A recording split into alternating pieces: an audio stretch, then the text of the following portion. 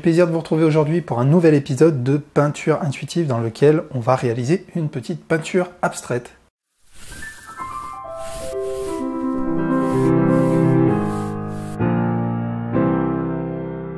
Bonjour les artistes, j'espère que vous allez bien, très content de vous retrouver pour ce nouvel épisode de peinture intuitive. J'ai décidé de faire une petite peinture intuitive parce que c'est pas toujours évident, je sais, de se remettre au pinceau. Et quand on les a pas pris depuis quelques semaines, généralement il vaut mieux s'entraîner un peu avant d'y retourner. Donc je me suis dit, je vais faire une petite peinture intuitive, ça va me permettre de retrouver un peu mes repères. Et voilà, je voulais partager ça avec vous. Donc le concept de peinture intuitive, pour ceux qui ne connaissent pas, je prends du papier canson et j'expérimente avec les techniques que j'utilise toujours pour faire mes peintures acryliques, sans trop savoir où je vais. J'ai souvent des bribes d'idées qui sont là, et je les exploite à ma façon, et je me laisse aller après au fil de l'eau. Donc voilà, c'est parti, restez bien jusqu'à la fin de la vidéo pour qu'on puisse débriefer ensemble.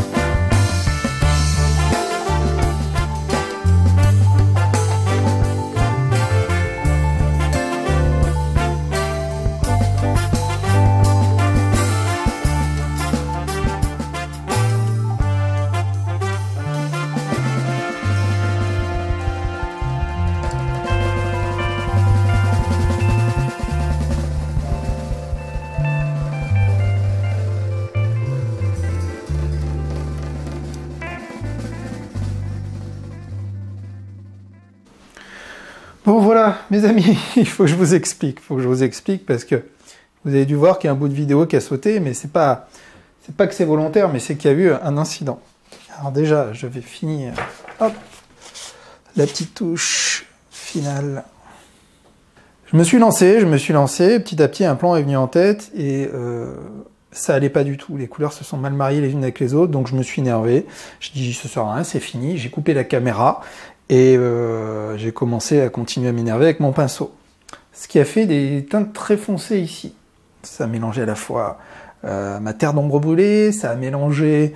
qu'est-ce qu'il y avait d'autre? Mon bleu outre-mer, mon vert phthalo, etc. Ça a tout mélangé. Voilà. Et puis je me suis dit, allez, j'ai commencé à enlever les bandes en me disant, bon bah ça sert à rien, c'est foutu. Et puis en enlevant les bandes, je me suis dit, allez, il y a quelque chose à faire. Il y a quelque chose à faire, je vais pas en rester là. Je vais pas en rester là, et finalement, ben, je me dis, c'est un bon exercice pour essayer de sortir de ma zone de confort. J'ai dit, je pars de cette toile que je juge ratée, enfin de ce dessin de cette création que je juge ratée, et puis j'y vais, je continue. Et quand j'ai enlevé les bandes, j'ai vu que je pouvais y aller, donc j'ai remis des bandes. J'ai essayé d'en récupérer, mais j'ai pas pu toutes les récupérer. J'ai remis les bandes et puis j'ai continué. J'ai continué, et puis voilà, ça a été compliqué. Mais finalement, bah, ça a fait un bon exercice. On voit qu'il y a une zone très lumineuse ici. Là, c'est très foncé, c'est beaucoup plus... C'est différent d'habitude, mais voilà, c'est comme ça que je vais trouver des nouvelles pistes. Donc je suis content d'avoir fait cette erreur. Je vous parle toujours des erreurs qui sont importantes. Bah, là, ça en est un exemple. Je dis pas que c'est beau, mais voilà, j'ai essayé de retomber sur mes pattes. Maintenant, on va enlever tout ça, on va voir ce que ça donne.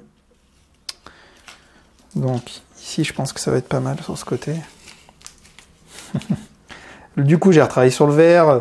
Par glacis, j'ai mis un peu du jaune pour avoir ce vert. Hein. Ici, j'ai pas mis de vert, j'ai juste mis du jaune par-dessus mon phthalo, qui a fait ce vert beaucoup plus clair en glacis.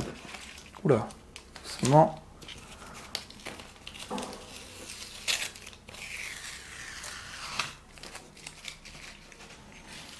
Eh ben c'est pas mal, c'est pas mal. Enfin, il y a quelque chose d'intéressant, dans cette erreur-là. Parce que d'habitude, j'ai pas ce qui est fade, ce qui est fadasse, cette sorte de bouillasse. Et finalement, ben, ça a pu se retravailler. Voilà. Il y a une piste. J'aurais peut-être pu aller un peu plus loin. Éclaircir aurait été compliqué. Hein. Là, donc j'ai gardé ma zone lumineuse ici. Ça attire tout de suite l'attention ici au niveau de la lecture. Hein. On voit qu'il y a la composition cette forme. Et là, boum, la zone lumineuse qui est assez intéressante. Et finalement, c'est pas plus mal. Je vous le montre un peu plus près. Et c'est aussi, regardez, c'est aussi l'intérêt de ce genre d'exercice. Hein. C'est que il faut pas rester dans sa zone de confort. Il faut pas toujours rester dans sa zone de confort. Vous voyez, les glacis que j'ai travaillés en plusieurs couches, on travaille les petites formes blanches que j'avais fait comme ça, petit trop de points lumineux ici. C'est pas mal. On a une zone chaude ici, c'est un peu plus froid, mais ça reste lumineux des deux côtés. Voilà, il y a une piste intéressante. En tout cas, voilà, je suis content que vous soyez restés jusqu'à la fin. C'est dommage que j'ai arrêté la caméra quand j'ai commencé à faire n'importe quoi, à m'énerver. Mais voilà, il fallait que je continue et très heureux que vous soyez restés jusqu'à la fin. Tout ça pour vous dire que même si vous jugez qu'un tableau est raté, ben continuez, faites le tour, faites des choses et regardez, petit à petit on retombe sur nos pattes. Il n'y a pas de raison. Moi je l'ai toujours dit, c'est comme ça que j'ai le plus avancé. Et là je vais bien entendu maintenant souligner pour mes nouveaux tableaux ces zones beaucoup plus opaques, avec des couleurs moins acidulées, très contrastées. Voilà, toutes ces zones un peu plus foncées, je vais bien sûr en prendre considération dans mes prochaines toiles et avoir une réflexion là-dessus, faire des essais et m'entraîner. Voilà, je suis un peu partagé. Et vous, qu'est-ce que vous en pensez? Surtout cette zone de lumière hein, que je retiens moi. Mais vous, qu'est-ce que vous en pensez? Qu'est-ce que vous pensez de cette création? Est-ce que vous pensez que j'aurais dû vraiment m'arrêter? Ou est-ce que c'était une idée finalement assez intéressante de continuer? Là, je vois autre chose, mais bon, je ne vais pas continuer dans la vidéo. J'ai fait des petites projections jaunes pour maintenir cette zone-là, pour créer une cohérence. J'aurais dû faire directement des petites projections blanches comme des petites étoiles ici. Je pense que ça aurait pu être pas mal. Ça aurait pu être pas mal. Voilà. Bon, je vous remercie d'avoir regardé cette vidéo. Si vous ne me connaissez pas, je m'appelle Anthony Chambaud, je suis artiste peintre. Je partage avec vous techniques de peinture et puis ma passion et puis ma vie d'artiste, hein, tout simplement. Donc je vous recommande de vous abonner à cette chaîne si vous voulez recevoir les prochaines vidéos et bien cliquer sur la petite cloche. Je vous invite aussi à découvrir mon guide du matériel, c'est totalement gratuit, qui est dans la description. Vous allez recevoir par mail mon guide et différents conseils pour vous lancer dans la peinture abstraite à ma façon et à l'acrylique. Voilà. Je vous souhaite une excellente journée, mes amis, et puis moi je vous dis à très bientôt.